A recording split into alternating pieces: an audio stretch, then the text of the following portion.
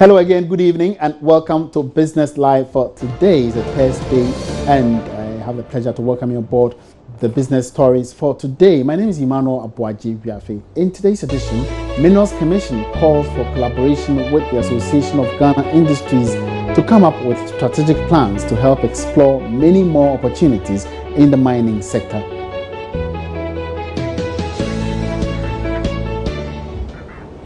National Information Technology Agency (NITA) advocates mandatory adoption of right security mechanisms to protect online business transactions.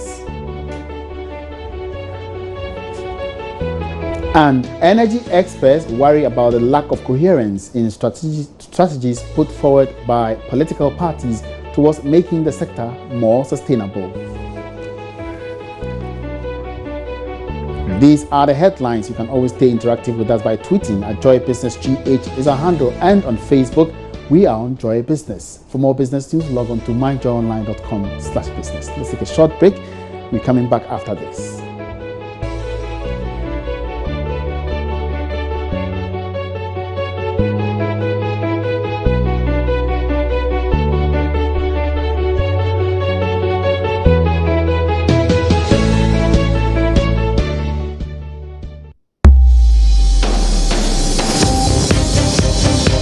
Business Live today is brought to you by GCB Bank.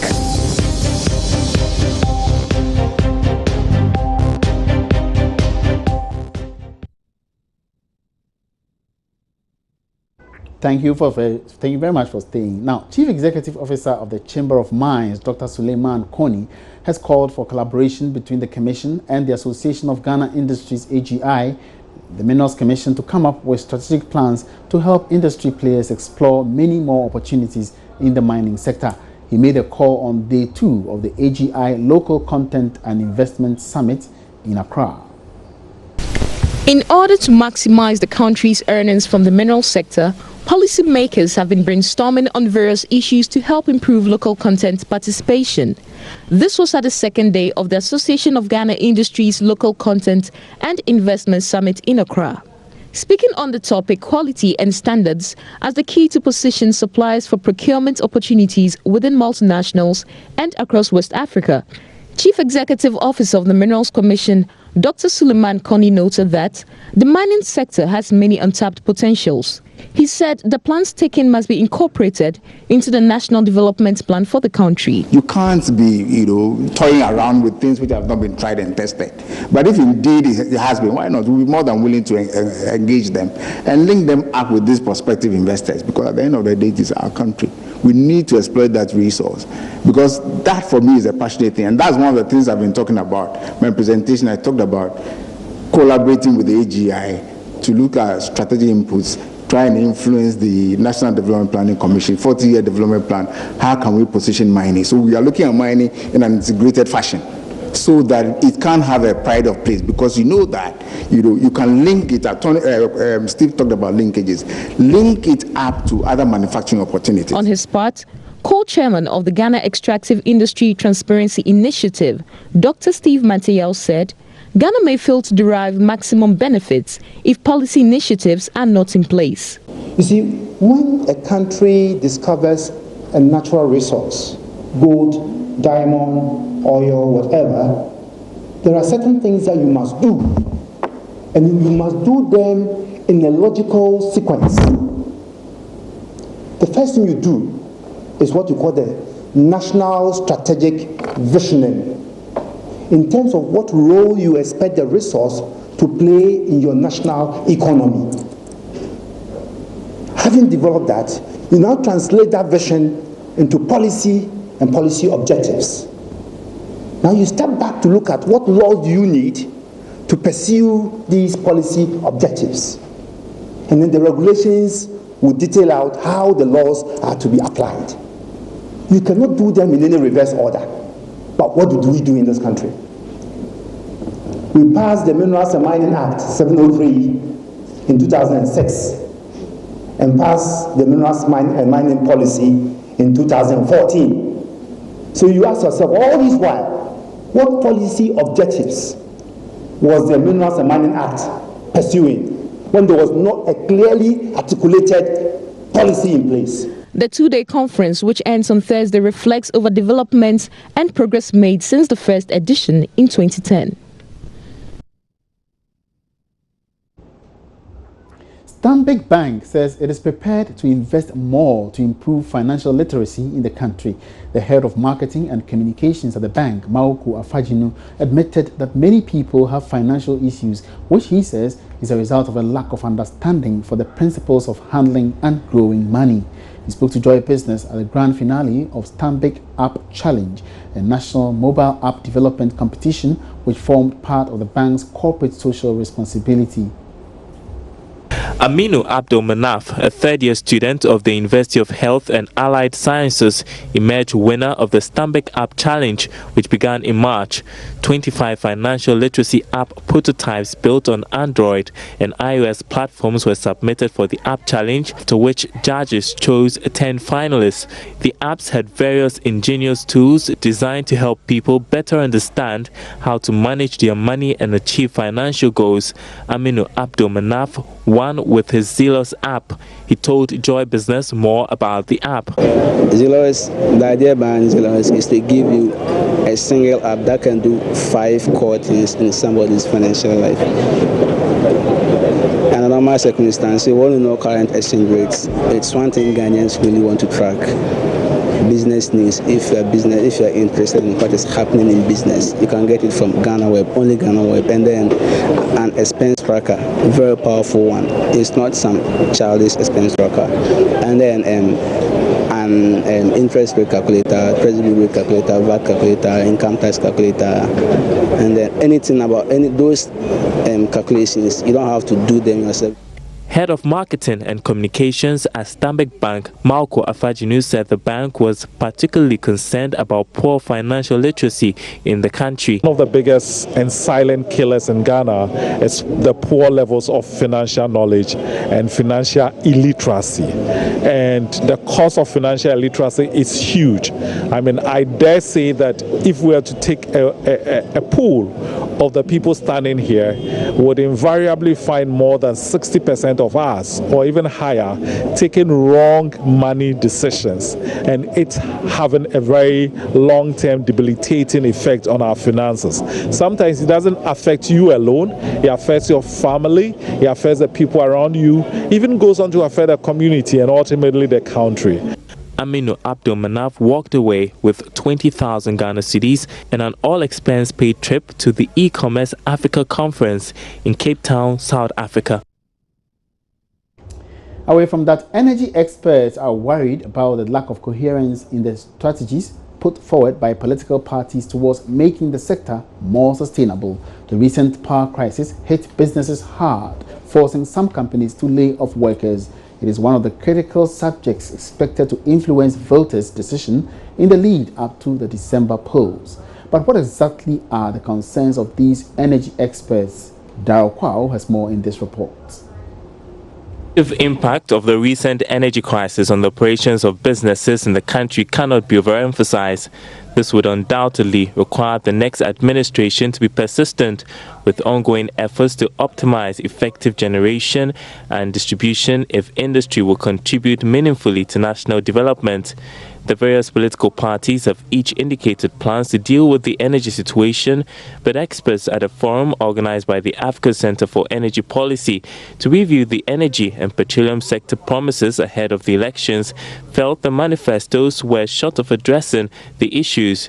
Former Chief Executive of the Volta River Authority, Kwekwawotre, explains. What I generally took away is we've just are coming out of a fairly traumatic energy crisis. And there wasn't really an attempt to address the root causes of that energy crisis. Ishmael made mention of the fact that there's a talk of adding capacity and adding targets, but it would have been nice to see more of what has happened over the last 4 years and why are we going to do something different in the next 4 years. And there was very little to address what I thought was a very important point there. Deputy Director of the Natural Resource Governance Institute, Emmanuel Kuyule, said the political parties' manifestos lacked the framework that links the extractive sector to the country's long-term development plans. There are bits and pieces in all the manifestos, but a coherent national socio-economic planning vision that maximizes employment and also industrial development in a very transparent manner for the country, and how the extractive sector sits within that. That's one thing that I found missing, and I think that there's an opportunity to take, which is the 40-year development process that is currently ongoing. For the Executive Director of the Kumasi Institute of Technology and Environment, Ishmael Ejikumhene, the political parties failed to set specific targets. I was looking for a lot more of target setting in the manifesto, so that you don't just say, I will do this. Maybe that will come in the policies that ensue, but how do I measure what you said you're going to do if you don't tell me that you were going to do 200 and you ended up doing 100? Meanwhile, the Executive Director of the Africa Center for Energy Policy, Mohamed Amin Adam, on his part, says the uncertainty about the energy sector in the coming year makes it crucial for voters to be well informed about the proposals of the various political parties to enable them properly decide. Our desire to bring focus to the energy sector in this election is further informed by our belief that the energy sector outlook from 2017 presents significant levels of uncertainty, and political parties must clearly demonstrate how they intend to confront them. The forum to review political parties' manifestos for the energy sector was the third in a series. The Director for IT Applications at the National Information Technology Agency, NITA, Veronica Boateng, is advocating the mandatory adoption of right security mechanisms to protect online business transactions. This comes as the incidence of cyber fraud activities continues to be a threat to growing volumes of online business transactions in the country. Speaking to Joy Business, Veronica Boateng said the initiative will boost confidence in online transactions. The third Ghana E-Commerce Expo and Summit commenced in Accra on Thursday. The event brings together a number of stakeholders in the e-commerce industry to seek better ways of driving e-commerce activities in Ghana. The event's director, Paul Asino, said, as part of efforts to enhance the activities within the sector, stakeholders are being engaged in setting up the e-commerce association to streamline activities within the sector. We are forming the Ghana E-Commerce Association, which will bring together both private and public sector, find out from both ends what their needs are and how to formulate standards, as well as forge for advocacy. And we have to trade. We've been trading. We used to do barter. Now it's moving online. And we can't just leave it to only the private sector. It should be a collaboration between government and private. That is the only way we can move forward. A pioneer of internet development and expansion throughout Africa for nearly 2 decades, Professor Nina Kukweno was present at the opening. One of the key issues highlighted at the expo was the threat of cyber fraud, which needs urgent attention. The Director for IT Applications at the National Information Technology Agency, Veronica Boateng, said the adoption of the right security mechanisms to protect online business transactions should be made mandatory. When it comes to security, there are digital security solutions that can be embedded with web portals that offer e-commerce solutions, and it should become a mandate for all e-commerce portals, web portals to deploy such security solutions on top of their web portals just to safeguard the portal. So solutions like the SSL with extended verification, with a stronger security service, what we usually call the green bar, should be imbibed or encouraged or mandated to be linked or associated. Such certificates should operate on all e-commerce portals because it helps secure the web portals and also introduce some level of confidence in the users of the e-commerce portals. This year's edition of the expo is under the theme transforming Ghana's online businesses through technology, innovation, and opportunity. You're watching Business Live. Let's take a breather here. We'll be back.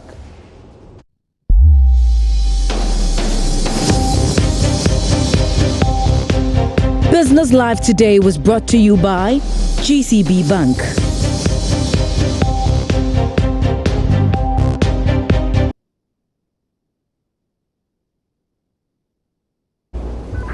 Thanks for staying. Welcome back to Business Live. Now, as businesses look to expand their operations, diversity in skill set, especially by way of gender diversity, cannot be overemphasized. Research indicates this is even more crucial at the highest level of corporate governance, where critical business decisions are taken for business growth. Some significant strides have been made in this light at the global level, but same cannot be said of the situation here in Ghana.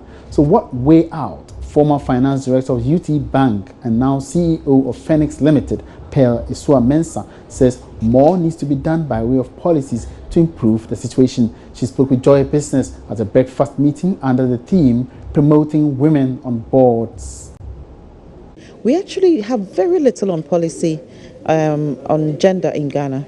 There's a lot on best practice that is being put out there, and people are actually trying to get in line with the best practice. It will be good for us to have some policies put in place, and not just about the fact that you have to have a certain number of women on the board, but also workplace benefits and environmental issues that actually favor women sometimes, because women just go through things that men don't go through, and some of it has to be recognized so that the woman can effectively perform.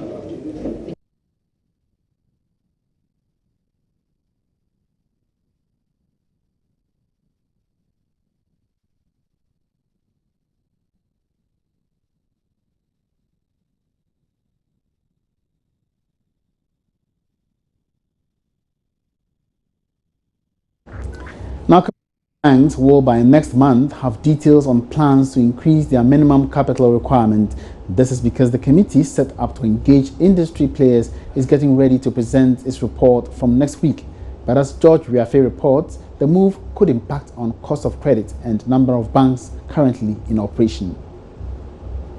Initial engagement with most other players in the banking industry suggest they agree to an increase in the minimum capital for commercial banks in the country. This has been influenced by the fact that most banks are still struggling to finance big transactions, and the fact that a lot of huge deals in Ghana are all being taken up by firms outside the country. Joy Business is learning that most commercial banks are also for the capital increase because of the Bank of Ghana's decision not to allow them to grant loans beyond a certain fraction of their minimum capital. Sources say their concern for now is how the capital increase should be implemented and what should be the right capital levels. Whilst some are for a gradual review, others subscribe to a one-off increment. Joy Business is learning that the Bank of Ghana is likely to settle on 500 million Ghana cedis as the new minimum capital requirement for banks. The regulator has also maintained that it is prepared to give banks time to meet the new capital requirement, but rules out giving any waivers either to a foreign or a local bank. Currently, commercial banks need to have at least 120 million Ghana cedis before they can operate in the country. For some, the increase could result in a significant reduction in the about 33 commercial banks in operation. Others are of the view that because most of the banks could have too much capital on their books because of the increase, they would be forced to go out and lend more to businesses. The development, together with the expected pickup in the economy from next year, could also reduce the cost of credit in the country.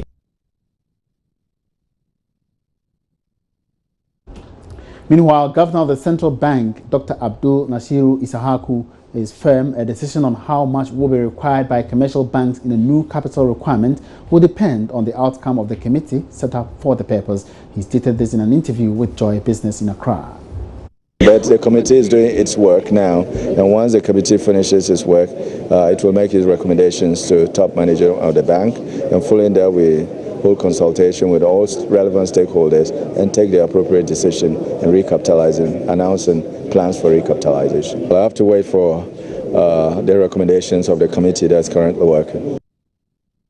That was the governor of the central bank. You're still on Business Live. It's now time for the interview of the day.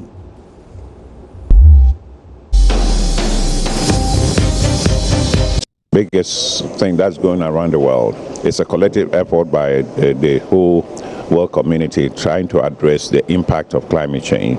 And some of these things are contributed by what actions we take and things that we do in our daily lives. So this government of Ghana has set up national anti-mitigating appropriate mitigating action plan. And those are opportunities in the climate green economy that businesses can take or individual investors can take advantage of and invest in them. Talking about energy, turning our climate change situations to get energy to power industries, and what is the response of industry about the government agencies? No, there's no satisfaction. Everybody knows that we don't have enough energy to go around, but that doesn't stop us from investing in additional opportunities. And after this workshop, what's the way forward? What's the next move? No, the way forward is once you make people aware that the opportunity exists, and then they can then plan and strategize how to take advantage of opportunities. And it's not after this workshop. This is just one.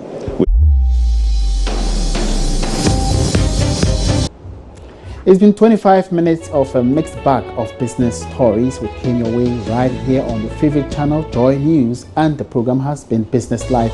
This is where we draw the curtains down on this evening's program. Thank you very much for being with us, and keep joining us on daily basis from Monday to Friday, where we bring to you more business stories from across the globe. My name is Emmanuel Abwaji.